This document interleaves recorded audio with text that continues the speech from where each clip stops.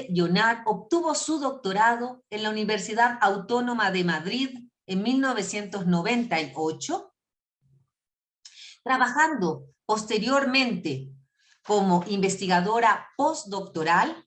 A ver, perdón, que parece que algo ha pasado, que se ha caído la presentación. Ya.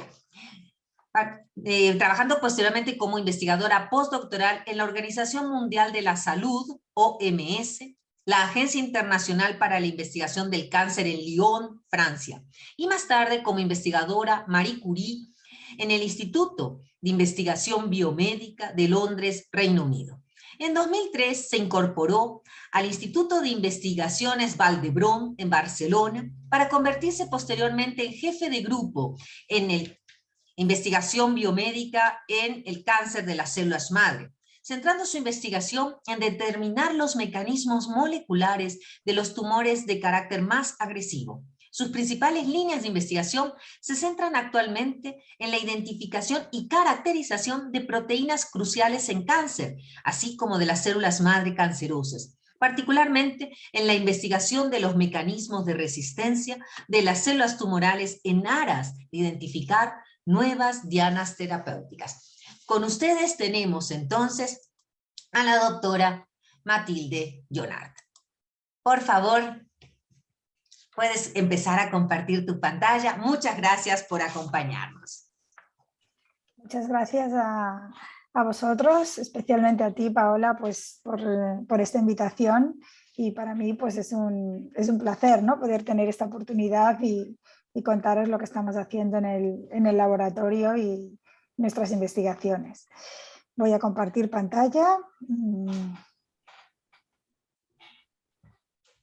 Esto.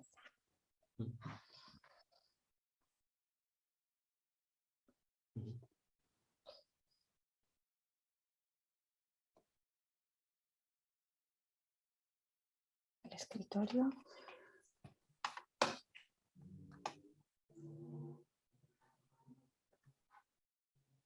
Un momentito. Sí, por supuesto.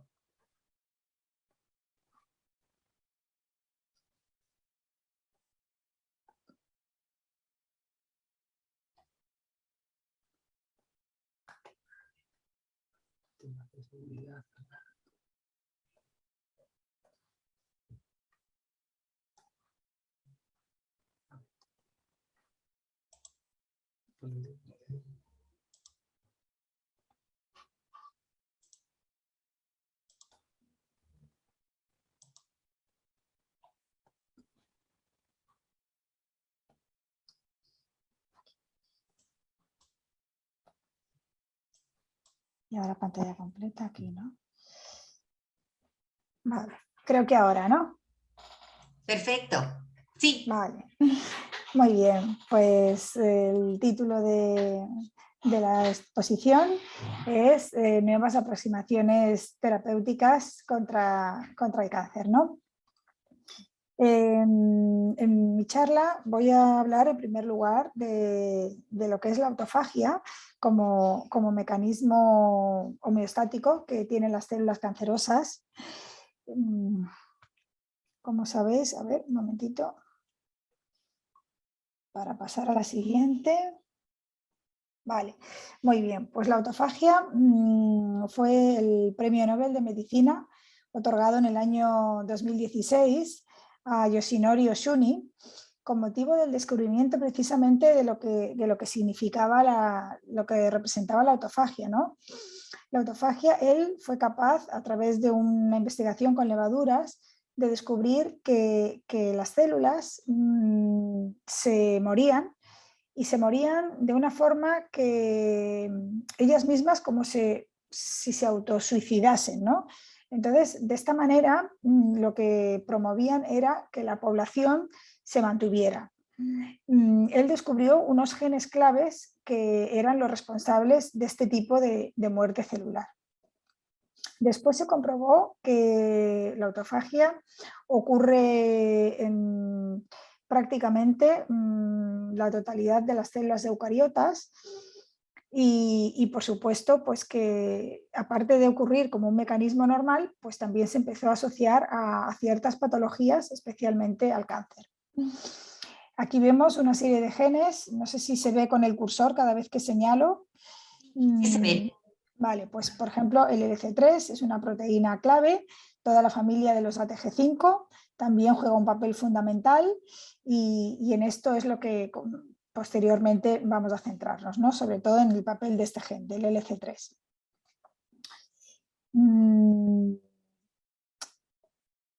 Bueno, también hay otra proteína también muy importante, que es el P62 o el secuestrosoma, que también entre ellas pues, son las que disparan los diferentes mecanismos de autofagia, ¿no? Desde su formación a través de pequeñas vesículas endosomas hasta el autofagosoma y finalmente el autolisosoma, que es lo que se libera al exterior. Por lo tanto, pues la desregulación precisamente del mecanismo de autofagia es lo que ha estado implicado en diferentes tipos de cáncer. Nosotros nos vamos a centrar en el cáncer de laringe porque es el segundo más común dentro de los cánceres de cabeza y cuello. En general, el cáncer de cabeza y cuello es un cáncer bastante agresivo porque muchas veces cuando se detecta este cáncer hay un segundo nódulo en el paciente, un segundo nódulo metastásico, y muchas veces el clínico pues tiene que ver cuál es la metástasis, si viene del pulmón la metástasis o viene directamente del cáncer de cabeza y cuello, ¿no? En concreto de laringe. Entonces, bueno, pues aunque hay una serie de factores externos importantes como son el tabaco, el alcohol o incluso el virus del papiloma humano, es cierto que prácticamente el 60% de los pacientes pues ya tiene una enfermedad avanzada en el momento de diagnóstico, ¿no? Y esto pues supone un reto, ¿no? terapéutico que muchas veces pues no lo podemos resolver, ¿no? Porque prácticamente la única terapia es la cirugía.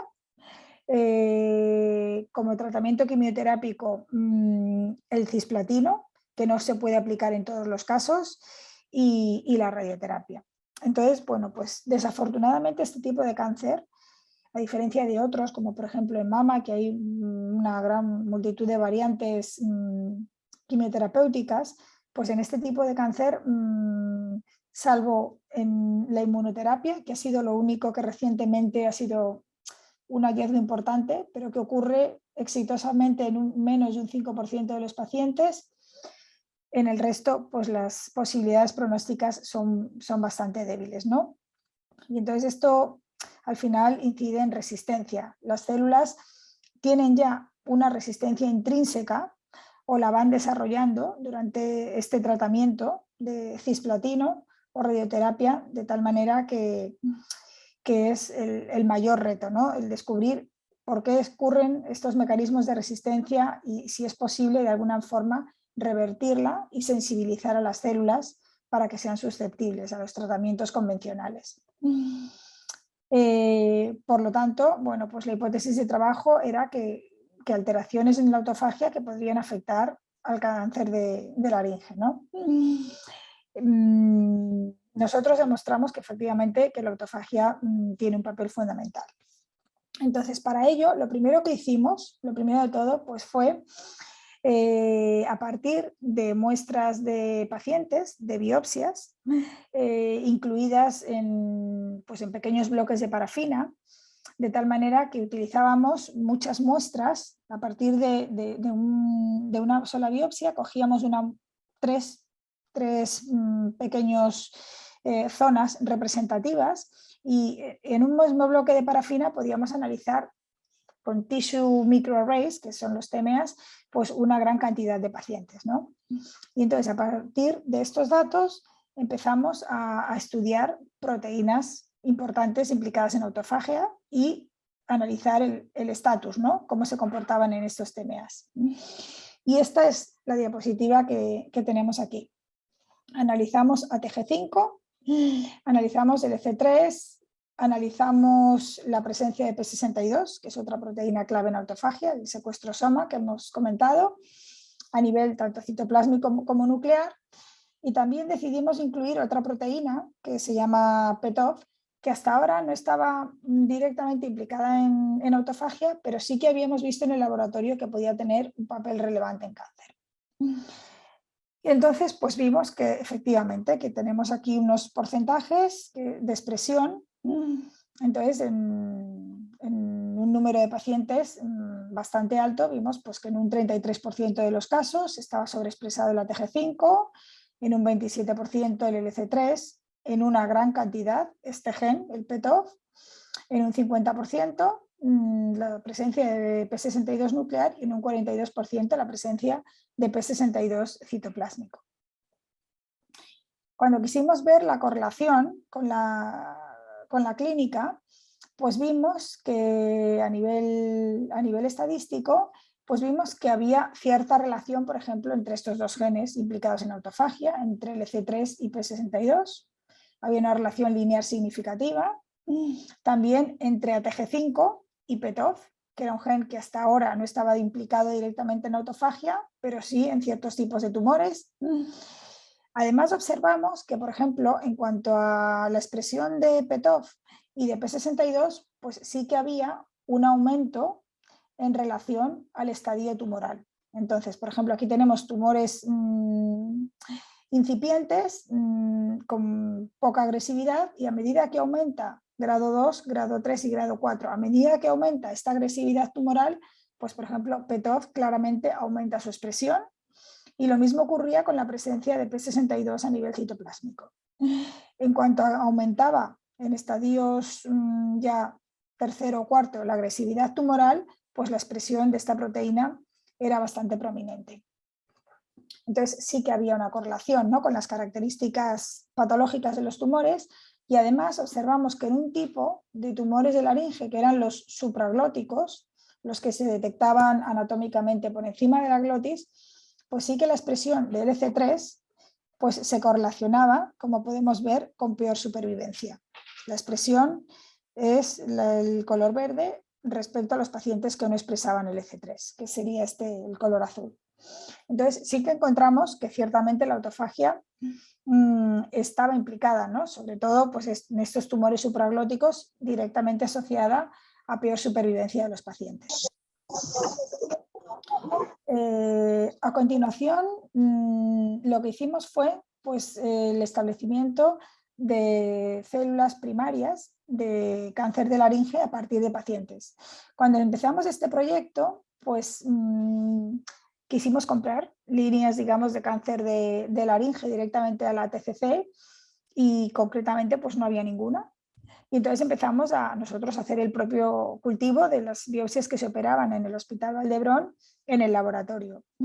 Y entonces ahora tenemos una colección bastante maja de estas muestras de cultivos primarios de estos pacientes, y entonces decidimos analizarlos porque pensamos que este material pues, es una herramienta importante de cara a, pues, por ejemplo, testar nuevas drogas que puedan surgir, para determinar si, según los experimentos in vitro, según este cultivo de estas biopsias, podemos asignar pacientes sensibles o resistentes, y de alguna manera esto pudiéramos poder aventajarnos al tratamiento, ¿no?, y decir, pues mira, como hay un tiempo, ¿no?, entre que el paciente experimenta la cirugía hasta que el paciente tiene que empezar a ser tratado con quimioterapia, pues lo ideal era, vamos a intentar adelantarnos, ¿no?, y mediante este cultivo predecir y darle al clínico pues, una potencial respuesta de cómo va a responder el paciente. Entonces, a partir de estas biopsias, lo que hicimos fue determinar cuál era el comportamiento de estos pacientes cuando los sometíamos al tratamiento con cisplatino, que es, como comentaba, el tratamiento estándar, ¿no?, para este tipo de tumores. Y entonces, en base a ello, en estas curvas de supervivencia, donde digamos que el eje de las X lo que mide es las diferentes concentraciones del cisplatino, esto sería en fase logarítmica, y la supervivencia de las células, pues obteníamos un valor que se llama valor de IC50, que es aquel valor a cual la droga, digamos, pues es capaz de matar por apoptosis al 50% de la población celular. Y entonces, en base a este valor, asignábamos pacientes sensibles o pacientes resistentes.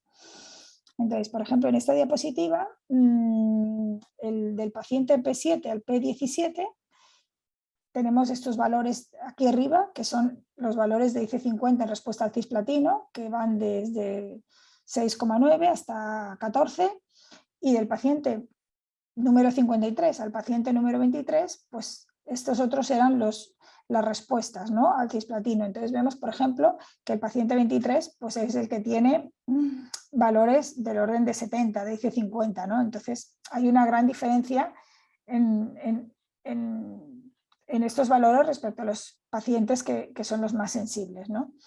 Y entonces, pues en este número de pacientes analizamos la expresión de PTOF, la expresión de proteínas autofágicas como P62, ATG5 y LC3. La expresión del LC3 pues, viene determinada por una proteína que tiene 2 pesos moleculares, y entonces, como podemos ver, la presencia de autofagia es cuando, digamos, la bandita de abajo de este gel se sobreexpresa en relación a la banda de arriba.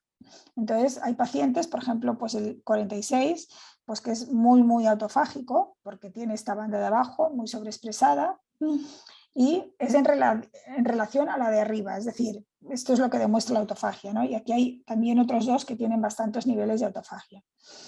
Entonces, en base a esto, pues estuvimos analizando el comportamiento de PTOF, que se correlacionaba. Este es el grupo de pacientes sensibles, este es el grupo de pacientes resistentes.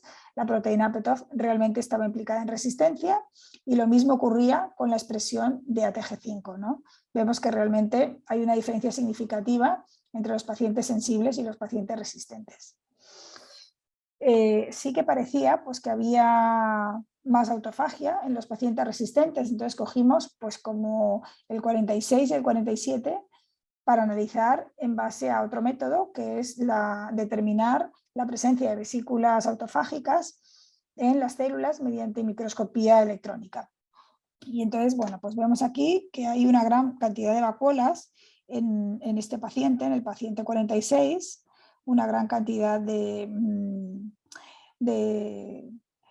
estas vesículas que están cargadas pues, de debris en comparación con un paciente que no tenía autofagia, con el paciente 47. Entonces sí que, bueno, obtuvimos con la cuantificación de este número de vacuolas por campo del microscopio electrónico, vimos que había diferencias significativas. Lo que hicimos entonces pues, fue a partir de líneas celulares tanto establecidas como derivadas de pacientes, pues convertirlas en líneas resistentes. Entonces, para ello utilizamos un protocolo que, bueno, pues que consiste en una exposición prolongada a drogas, pero de forma intermitente, para crear a partir de las líneas parentales, para crear al cabo de 6 meses, 1 año, estas líneas resistentes. Entonces, tener el mismo modelo para comparar líneas parentales, líneas resistentes, y al mismo tiempo de las parentales lo que hicimos fue derivar las células madre de cáncer, las cancer stem cells, ¿no? Entonces, esto lo hicimos así porque las cancer stem cells, digamos que es el modelo de célula resistente por antonomasia, digamos. Las células madre de cáncer pues son unas células que están en los tumores en una forma muy poco representativa, son del 1 al 5% en la mayoría de los casos, y se cree que estas células pues tienen tal plasticidad y tal capacidad de cambiar fenotípicamente en cuanto a diferentes niveles de diferenciación que pueden realmente dar lugar a cualquier tipo de célula cancerosa diferenciada.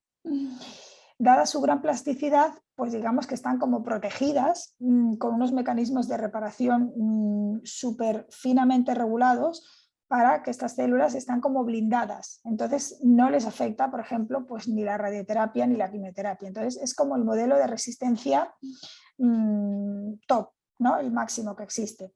Y entonces, bueno, pues decidimos comparar en estos 3 modelos, por ejemplo, cogimos estas 3 líneas, 4 líneas establecidas de cabeza y cuello, estas son de de las JHU029 de laringe, las HB43 de faringe, las CCL138 son derivadas de una metástasis de faringe y las SSC25 derivadas de cáncer de lengua. Bueno, pues teniendo estos tres modelos, las células parentales, resistentes y cáncer stem cells, pues hicimos, primero las identificamos, vimos que realmente las células, las cáncer stem cells, de las siglas en inglés, pues vimos que realmente eran más resistentes, mucho más, que las parentales a tratamiento con cisplatino, también lo hicimos con otra droga, el 5-fluorouracilo, y otra línea celular, pues también, ¿no? Es decir, las características de cáncer stem cells sí que corroboraban lo que está descrito, que son mucho más resistentes, y además demostramos que la expresión de ciertos genes de carácter de célula madre, de carácter STEM, pues también en las células resistentes, que son las rojas, estaban en comparación con las parentales upregulados, al igual que se upregulaban también en las diferentes generaciones, generación 1, generación 2 y generación 3 de cáncer stem cells. Es decir, muchas veces había enriquecimiento, ¿no? Como por ejemplo el ALDH1 pues aumentaba según va aumentando las generaciones de cáncer stem cell, porque digamos que se van purificando, ¿no? En cada una de estas generaciones. Y asimismo demostramos también que al comparar líneas parentales con líneas resistentes, pues este porcentaje de cáncer stem cells, que está medido por citometría de flujo como site population, pues también aumentaba, ¿no? Entonces, pues sí que parece que de alguna manera las células cuando se hacen resistentes, pues van adquiriendo o van imitando a estas cáncer stem cells con estos mecanismos que tenían como más tan finos para blindarse de los agentes quimioterápicos convencionales. Entonces demostramos que los marcadores de autofagia están asociados con la resistencia a drogas. De cada una de estas líneas, de estas 4 líneas celulares ya establecidas, pues teníamos la variante resistente, como he dicho, que hacíamos a lo largo del laboratorio con exposición de drogas al cisplatino, al CDDP, cisplatino, al 5-fluorouracilo. Y sí que observábamos, sobre todo en las resistentes al cisplatino, pues que había un aumento de estos genes autofágicos. P62 respecto a las parentales, ATG5, la forma lipidada del EC3, que es la isoforma de abajo, y también PETOF. Esto ocurría en bastantes líneas celulares. Quizá la excepción eran las CCL138, pero estas como derivaban de una metástasis, pues digamos que las alteraciones ya son muchísimo más mayores en comparación con una célula derivada de un cáncer primario, ¿no? Comprobamos que también, pues, por ejemplo, las JHU comparamos las parentales con las resistentes, ¿no? Estas, las controles parentales con las resistentes, y vimos que igual, pues que había un aumento de vesículas autofágicas considerable y significativo que volvía a demostrar una implicación de autofagia en las células resistentes, ¿no? Entonces, pues ¿cuáles serían los beneficios de esto, no? Pues los beneficios serían que cuando aquí tenemos una línea celular, las JHU resistentes. Entonces, cuando estas líneas resistentes, las cuales hemos visto que tenían autofagia por diferentes técnicas, entre ellas incluidas las de microscopía electrónica, cuando incluíamos el tratamiento conjunto del cisplatino con la hidroxicloroquina, que es un inhibidor de autofagia, pues realmente conseguíamos convertir estas células y hacerlas sensibles. Estos son concentraciones crecientes, ¿no? de ambas drogas. Entonces, lo mismo ocurría con las CCL, las CCL hemos dicho que eran la excepción a la regla porque eran las metastásicas, lo mismo ocurría con las HTV43 y con las SS25, es decir, aquellas células que eran resistentes, como podemos ver, a diferentes concentraciones de cisplatino, aumentando las concentraciones de menor a mayor, las células no se mueren, el 100% de la población sigue igual, pero en cambio con la combinación con la hidroxicloroquina, que es el inhibidor de autofagia, cuando inhibimos que ocurra la autofagia, las células sí se convierten sensibles, al menos parcialmente sensibles al cisplatino, al menos 50%.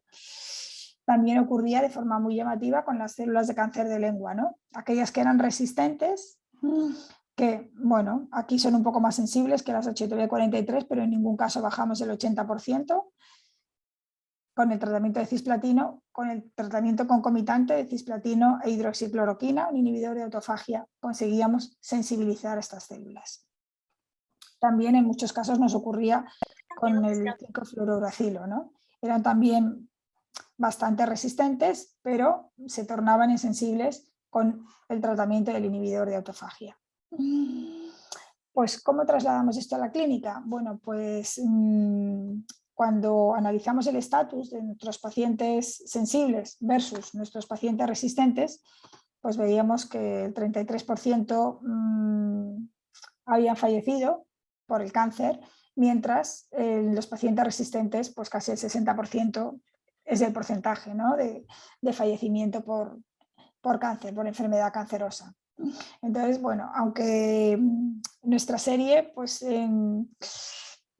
es pequeña, pero sí que parecía haber una correlación, ¿no?, entre presencia de autofagia y sobreexpresión, además de PETOF, con asociada a una mayor muerte celular, ¿no?, y asociada a resistencia. Como conclusiones de esta parte del trabajo, pues podemos decir que P62 citoplásmica y PETOF pues podrían ser considerados marcadores pronósticos en cáncer de laringe, que la adquisición de resistencia, que parece estar relacionada con la sobreexpresión de proteínas relacionadas con autofagia, y que la expresión de las proteínas relacionadas con autofagia podría ayudarnos a clasificar un subgrupo de pacientes de cáncer de laringe que sí que se podrían beneficiar de una terapia basada en la inhibición de la autofagia, ¿no?, que es precisamente este tratamiento con hidroxicloroquina. Aquí también estaríamos hablando de reposicionamiento de fármacos, porque la hidroxicloroquina pues es una droga que se utiliza con los pacientes de malaria, y entonces es bastante tolerable, aguantan dosis bastante altas de este fármaco sin producir efectos secundarios, con lo cual pues sí que creemos que estas proteínas autofágicas sí que podrían ayudarnos a seleccionar un subgrupo de pacientes que se podrían beneficiar de esta terapia, ya que estos pacientes son resistentes y no responderían al tratamiento convencional con cisplatino. También os quería hablar pues, de otra proteína que estudiamos en el laboratorio, que se llama TESPAN1, que pertenece a la familia de las tetraspaninas. Vamos a fijarnos ahora en esta primera parte del gráfico de la diapositiva, el apartado A. Analizamos por proteómica a nivel de estudio por espectrofotometría de masas de todo el espectro de proteínas de las células, y entonces aquí comparamos, en primer lugar, comparamos las proteínas que estaban sobreexpresadas en células resistentes al cisplatino versus células parentales. Y por otro lado, comparamos las células que se sobreexpresaban o se downregulaban en cáncer stem cells versus células parentales.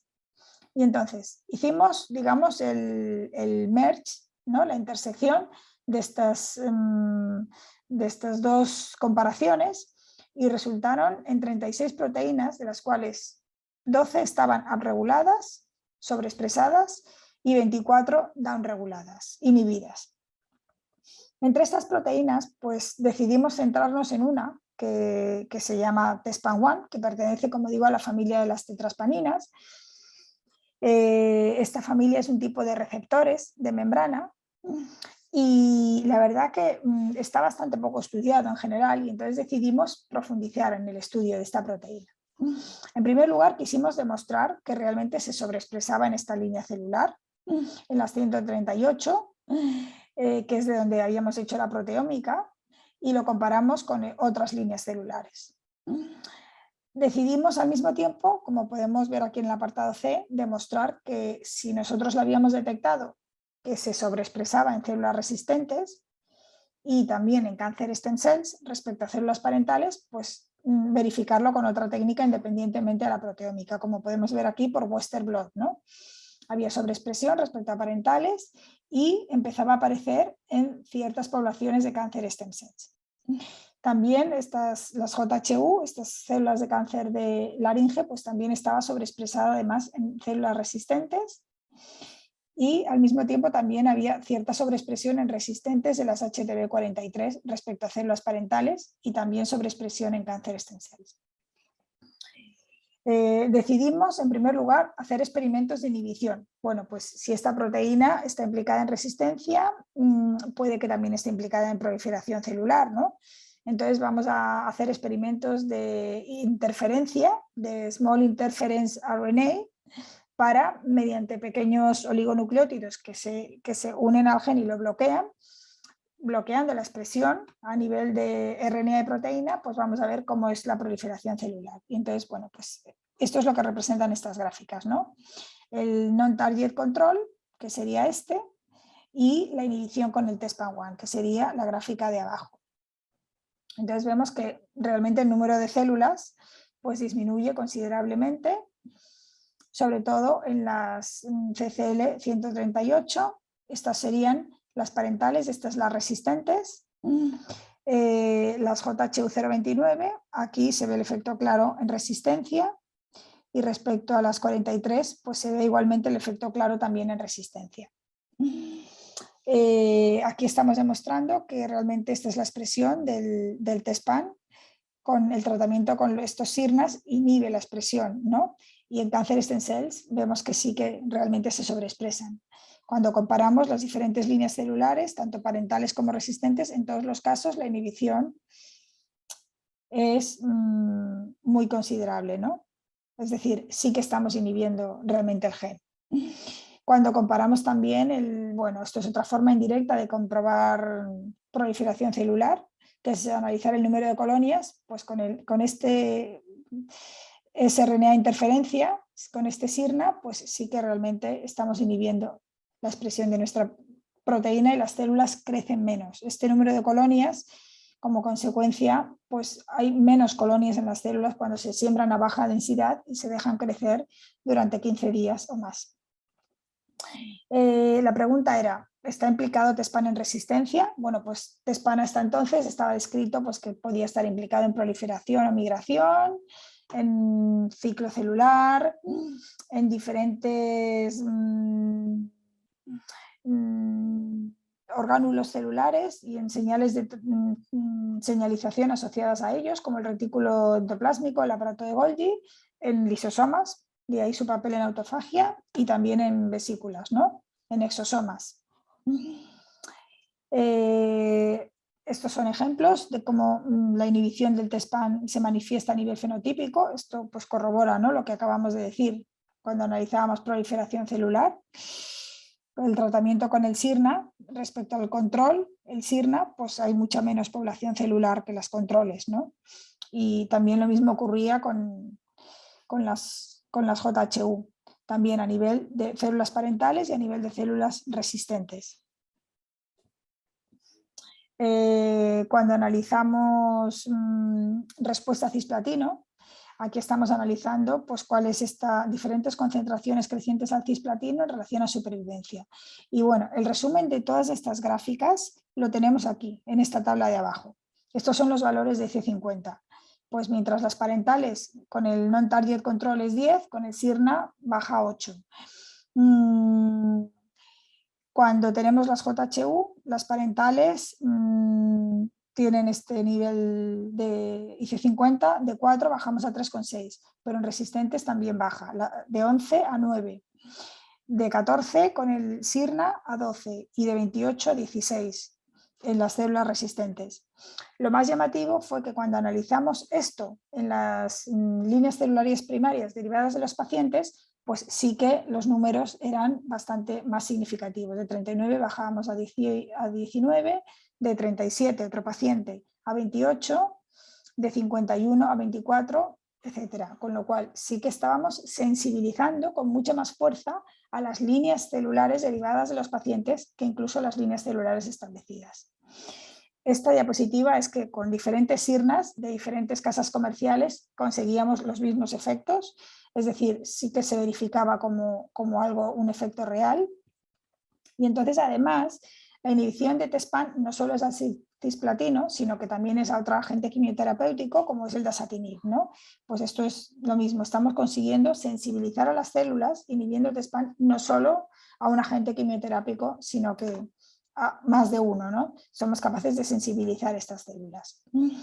Al mismo tiempo, pues también cuando inhibíamos esta proteína, pues también las células empezaban a desarrollar apoptosis, ¿no? Entonces empezaban a morir por apoptosis, lo cual lo demostramos, esto es el non-target, de 15% de apoptosis en las células controles a 53% apoptosis tardía y apoptosis temprana. Sobre todo, pues veíamos que los cambios de apoptosis se corroboraban también por la presencia del PARP1, la forma, esta pequeña isoforma de bajo peso molecular, pues cuando estaba activada era la presencia de células apoptóticas, es decir, de muerte celular. También comprobamos que al inhibir TESPAN, pues no solo las células se sensibilizaban, sino que, mira, muchas veces la inhibición disminuía la autofagia. Es decir, cuando había TESPAN, que era cuando las células eran resistentes, había más autofagia. De nuevo, asociábamos presencia de células resistentes con presencia de autofagia. Cuando decidimos cuantificarlo, pues también con la microscopía electrónica, sobre todo, había resultados muy significativos cuando inhibíamos con el TESPAN. Posteriormente, pues lo que decidimos fue, vamos a hacer un modelo de ratones con esta proteína inhibida, ¿no? Y vamos a ver lo que pasa. Entonces, bueno, pues aquí tenemos el resumen de los ratones. Estos son las células parentales controles, estos son los tumores de los ratones y estos son los tumores con el sirna. Como podemos ver en la gráfica, pues también había diferencias significativas. Estos serían los tumores de las células controles, JHU29, y estos eran los del sirna, la línea intermitente. Esta línea gris son los tumores de las células resistentes y esta línea gris intermitente es con el sirna, con el TESPAN inhibido. Es decir, sí que realmente serían estos de aquí, los controles de las resistentes y los controles con el TESPAN inhibido.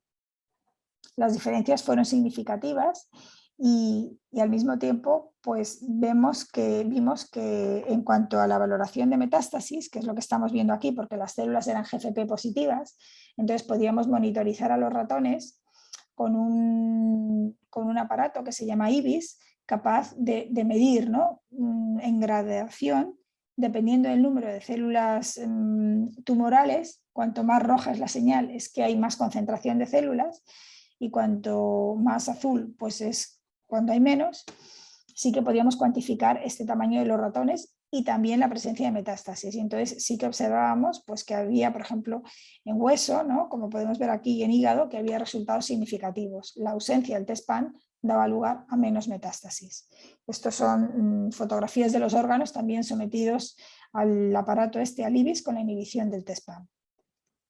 Entonces, bueno, vimos que también TESPAN estaba implicada en tumores humanos y a nivel tanto de RNA como a nivel de proteína, ¿no?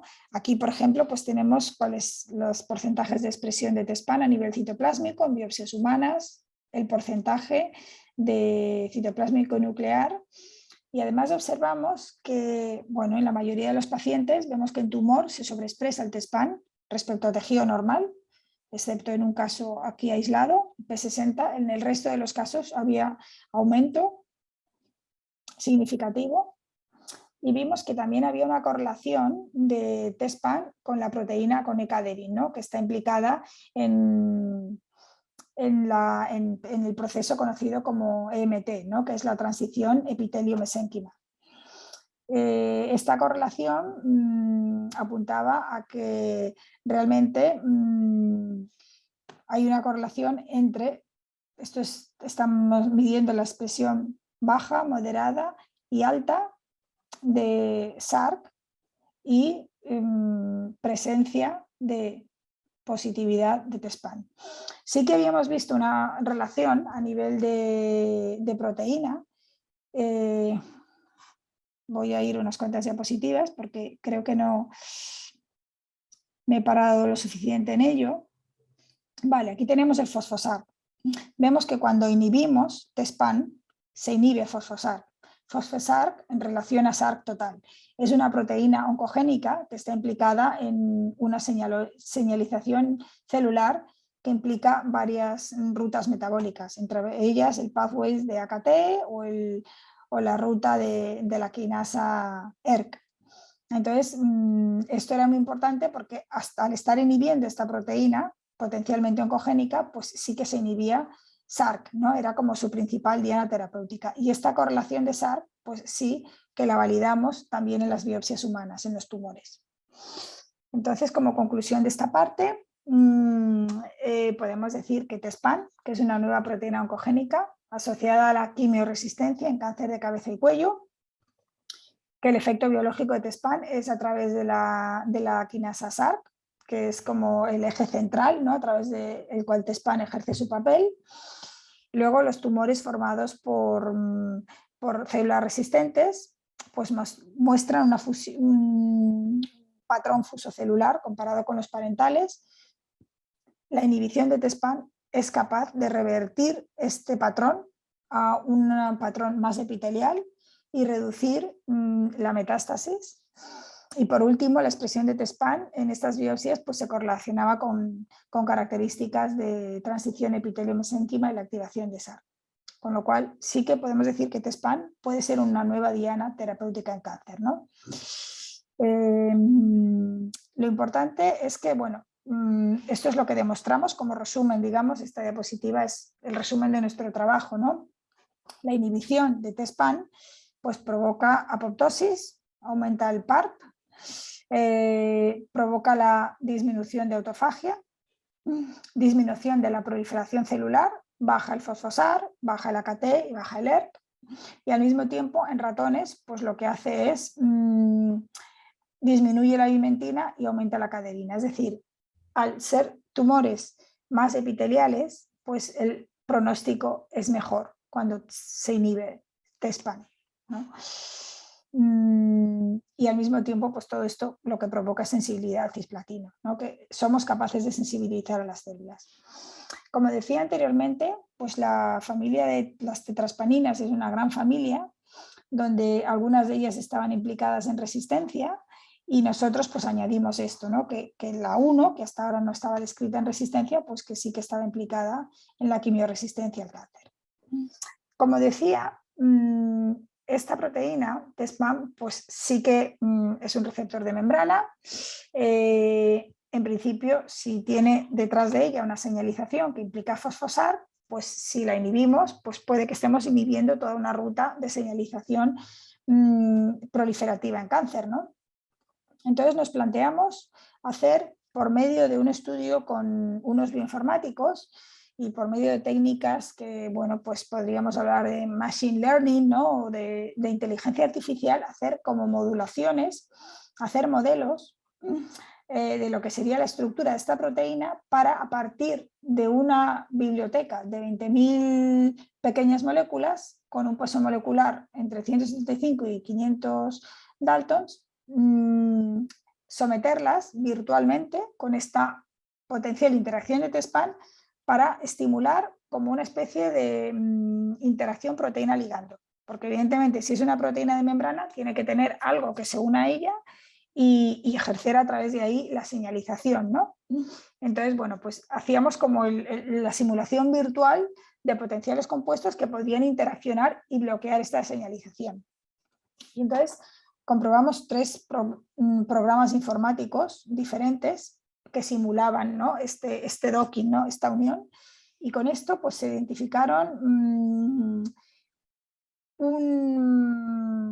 se redujo el número de estos 20.000 moléculas iniciales, 200.000 drogas, se redujo a 20 drogas, 20 potenciales inhibidores con los cuales nosotros sí que éramos como manejables para hacer in vitro estudios de testaje de estas moléculas, ¿no? Entonces, cuando las probamos in vitro con líneas celulares establecidas y también de pacientes, pues veíamos que, por ejemplo, las células, estas son las controles, las dos de aquí, parentales y resistentes, y estas son con el tratamiento de la droga 1 a las 4 horas y con el tratamiento de esta droga 1 de las resistentes.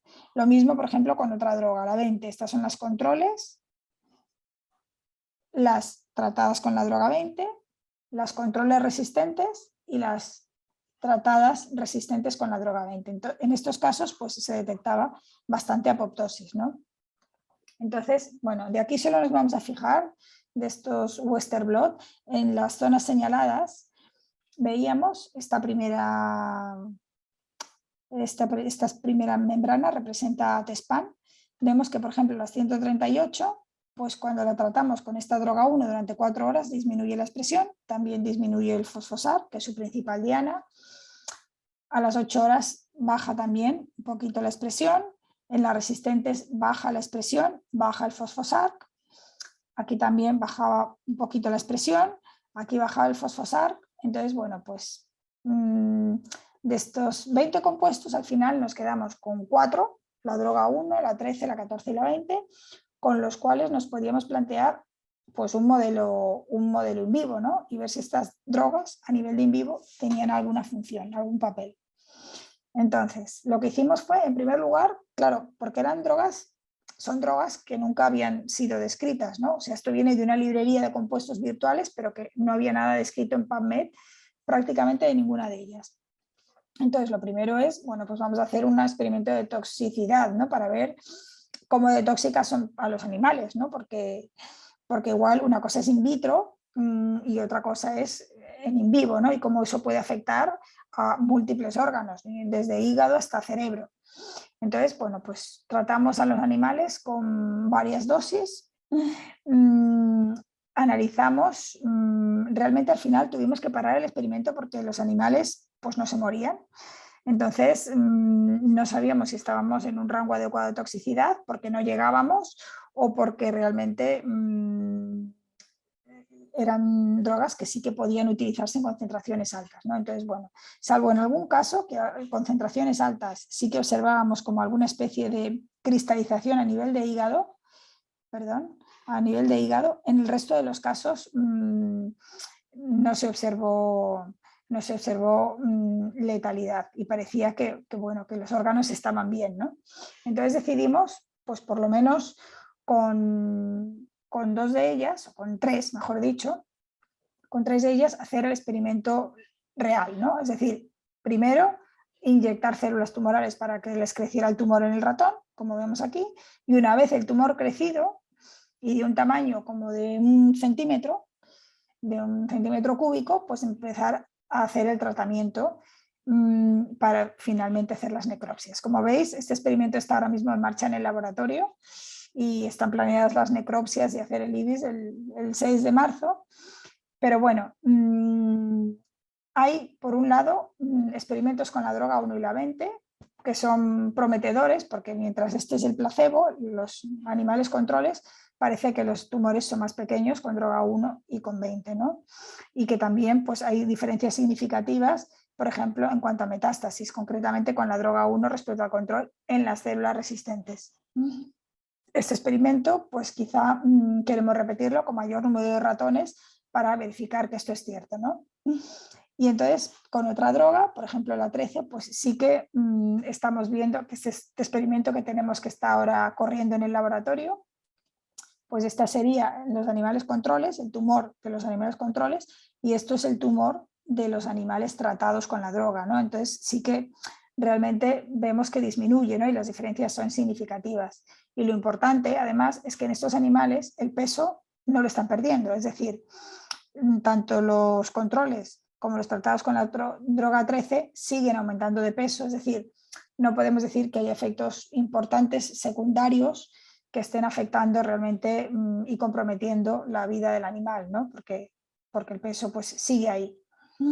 Entonces, bueno, pues al final nada, esta es como una diapositiva, pues que en ciencia, entusiasmo, perseverancia, el trabajo duro, pues que tenemos que, es lo de cada día, ¿no? Y tenemos que realmente disfrutarlo.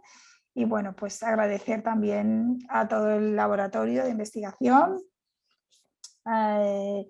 Joel Sis, que está aquí, que es el postdoc del laboratorio, Cristina, Almudena, Marina y Elisa, y otra Marina, y después, bueno, varios colaboradores en el hospital, fuera del hospital, y agradecer la aportación económica a la Asociación Española de Investigación contra el Cáncer, al Ministerio de Sanidad y a la Fundación de la Maratón de TV3. Y bueno, pues muchas gracias a todos por vuestra invitación y asistencia a esta charla. Ahora Muchas pues gracias. voy a dejar de compartir. A ver, aquí me parece que es. Muchas gracias, Matilde. Estupenda, estupendo. Por favor, los invito a todos que hagan sus preguntas en el chat. Y para empezar, queríamos preguntarte, ¿fue muy laborioso el desarrollar las líneas celulares de páncreas? De cabeza y cuello eran, sí. Pues a ver, fue porque realmente con pacientes fue muy complicado, porque los cultivos primarios de pacientes nos costó muchísimo y además la obteníamos la resistencia, pero no acababan tirando.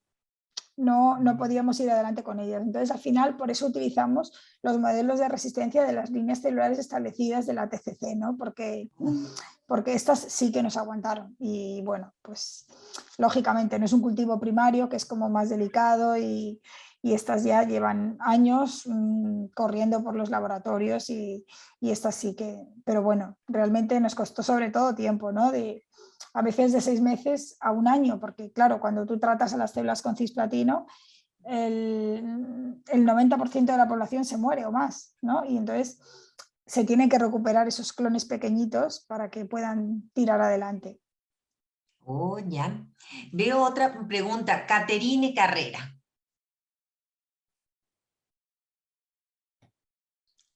Caterine. Buenas tardes. Hola. Bueno, primero felicitando por tan excelente exposición.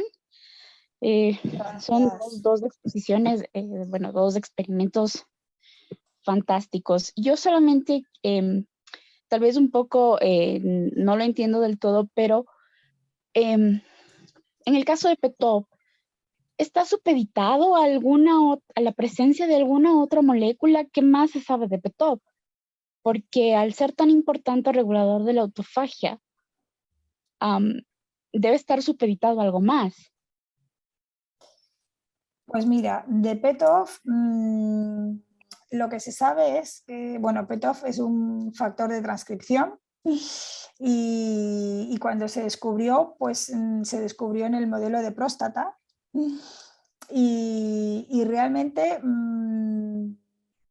sí que se ha asociado en el modelo de próstata, se ha asociado a resistencia, ¿no? Y está sobreexpresado en células de próstata resistentes, pero realmente no se ha descrito casi nada relacionado con autofagia. Entonces, bueno, sí que hay por ahí un paper, un Nature, que lo nombra indirectamente a nivel de un screen masivo y sí que lo detecta, pero la verdad que en ese sentido, pues fuimos los pioneros, ¿no? En asociarlo directamente a autofagia. Ok. Entonces, obligatoriamente PETOF, independientemente de sus compañeros de otras proteínas, pues es parte de un perfil de una célula que baja su autofagia. Sí. Ok. Qué interesante. La verdad que esa parte del trabajo, digamos que no la continuamos explorando, ¿no? Con profundidad, pero realmente sí, es todo un campo a explotar, vaya. Muchísimas gracias. De nada. Acá tienes, pues felicitaciones, te dicen excelente exposición, muchas gracias por la información, maravillosa presentación, gracias por compartir sus conocimientos. En otra, felicidades, excelente presentación. ¿Cuál sería el factor que modula la expresión de TESPAN? No lo sabemos, no lo sabemos. O sea, lo que estamos buscando ahora pues es, digamos, el ligando, ¿no? Porque como proteína de membrana y con tantos dominios transmembrana, creemos que tiene que haber varios mecanismos que lo activen, ¿no? Que, por ejemplo, por un lado, activación vía ligando, por otro lado, seguramente haya interacción receptor-receptor, que puede ser TESPAN consigo mismo o con otras familias de tetraspaninas o con otras integrinas, que esto sí que se ha descrito en algún otro trabajo, ¿no? que interacciona posiblemente con integrinas y a través de ahí es donde ejerce la señalización. Pero lo que modula su expresión no se conoce, no lo conocemos. Te preguntan, bueno, también te siguen agradeciendo, muchas gracias, excelentes investigaciones. Acá también te preguntan y te dicen, muchas gracias por la presentación. Vi en una diapositiva que TESPAN 26 determinaba resistencia en LLC. ¿Es con quimio-inmunoterapia o también con las nuevas drogas? No, con quimio-inmunoterapia, sí. Las nuevas drogas, la verdad, no las hemos probado en otros modelos que no sea cabeza y cuello, ¿no? O sea, en leucemia no hemos hecho nada, ¿no? Pero bueno, creemos que potencialmente cánceres de carácter agresivo y resistentes, que pueda estar potencialmente sobreexpresada, pues sí que podemos, quizá las nuevas drogas puedan tener un papel, ¿no? Por ejemplo, ahora mismo estamos analizando la expresión de TESPAN en cáncer de mama, ¿no? Para ver si estos hallazgos pueden extrapolarse a otro tipo de cáncer. Bien, eso te preguntaban desde Argentina. Me preguntan acá también, con la utilización de este SPAM 1 en humanos, ¿se podría reducir los tumores hasta el punto de poder decir que se curan los pacientes? ¿Es esto posible? Eso es muy difícil. A ver, la idea, la idea es bloqueando TESPAN, sensibilizar a las células, de tal manera que la combinación de, pues esto, si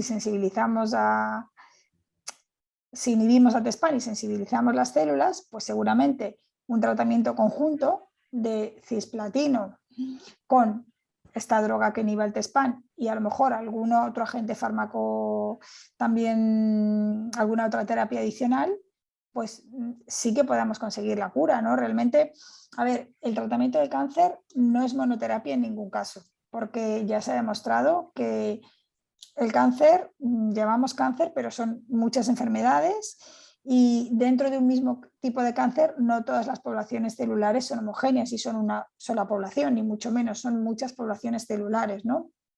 Entonces, por un lado están las cancer stem cells, las células madre de cáncer. Por otro lado están las células tumorales medio diferenciadas. Luego hay muchísimas subpoblaciones, porque claro, sabemos que lo que es el cáncer es como una guerra de clones, ¿no? Aquel clon que tiene más mutaciones, pues seguramente sea el clon que supere a todos los demás en crecimiento y tome, digamos, la primera partida en proliferación celular. Si hay alguna droga que mate este clon, vale, este clon morirá, pero entonces el clon que viene por detrás, pues entonces retomará la posición, ¿no?, de proliferación. Entonces, pues esto, ¿no? Tienen que ser varias terapias combinadas que vayan dirigidas, pues, contra cáncer stem cells, contra población de cáncer en general y contra alguna proteína clave que juegue un papel crucial en resistencia, ¿no? Sí que podría ser TESPAN. Con respecto a las drogas virtuales, la 1, la 20, la 13, ¿tenían algo en común la estructura de estas drogas? No. Totalmente independientes. Y bueno, casi todas estas, digamos, el mayor problema con el que nos hemos encontrado es que, claro, al ser una proteína de membrana, pues, y estar en un ambiente lipídico, pues la naturaleza de estas drogas, pues todas son muy hidrófobas, ¿no? Entonces, claro, nos encontramos con un problema muy, muy gordo a la hora de disolver estas drogas, porque son insolubles en agua, en PBS, en soluciones salinas, ¿no? Y entonces este era, digamos, nuestro mayor hándicap a la hora de encontrar una buena disolución con estas drogas, ¿no? Que en prácticamente todos los casos teníamos que dividirlas en DMSO. El DMSO, pues al final es tóxico, ¿no? Si se usa en concentraciones altas, ¿no? Entonces, esto ha sido, digamos, un hándicap a la hora de poder hacer estos experimentos de toxicidad para que no nos interfiriera y no superar una concentración de DMSO donde pudiera haber daño a nivel orgánico, ¿no? Te agradecen de las preguntas hasta ahora. También te preguntan acá, gracias por su presentación. ¿Han pensado en la técnica de presentación de fagos para buscar posibles ligandos para la proteína TESPAN? No, la verdad que no lo habíamos considerado, pero bueno, es una buena idea. ¿Es fácil o muy difícil el poder desarrollar estas drogas virtuales? A ver, son informáticos, o sea, en realidad son expertos son bioinformáticos, ¿no? Entonces, digamos, las drogas están ahí. Lo que es difícil es hacer esta simulación, digamos, ¿no? Como una droga con estas características, con este peso molecular, o sea, la droga es conocida porque la droga nos la está sintetizando un laboratorio, ¿no? Entonces tiene su fórmula química, su peso molecular, esto es conocido, lo difícil es hacer digamos, hacer esto in vitro, ¿no? Esta simulación potencial. Nosotros la verdad que nos llevamos una sorpresa porque pensábamos o sea, lo que esperábamos, o sea, si esperábamos algo de algunas de estas 20 drogas, era la inhibición de SARC, ¿no? Que es el principal, de fosfosARC, que es el principal downstream target de TESPAN, digamos su principal diana, ¿no?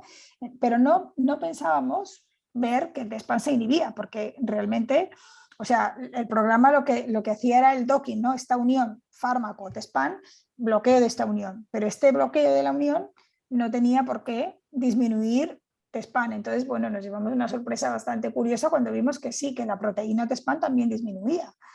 Y disminuía casi a igual nivel que el fosfosARC, ¿no? Y entonces, bueno, esto la verdad que nos animó mucho, ¿no? Porque pensábamos que no llegaríamos tan lejos, ¿no? A ese nivel con un screening virtual. Y bueno, pues curiosamente sí. Y bueno, curiosamente pues también los resultados en vivo, pues que no está nada publicado de esto, por supuesto, pues también son prometedores. Oh, muy bien, estupendo. Por favor, ya vamos a ir terminando, no duden en hacer preguntas, ya sea levantando la mano en el chat, por favor. Bueno, Mati, pues para eso que ya hemos concluido, pero agradecerte mucho porque sabemos que para ti está tardísimo, que ya No te para ti preocupes. es el día 30 de abril. Te agradecemos mucho, mucho, un tema interesantísimo y esperamos la próxima poderte invitar personalmente aquí a Ecuador. Uy, me encantaría, un placer, porque además no lo conozco, o sea que debe ser un país precioso. Así que te esperamos, esperemos que lo de la pandemia disminuya para que nos permita la próxima vez hacerlo presencial.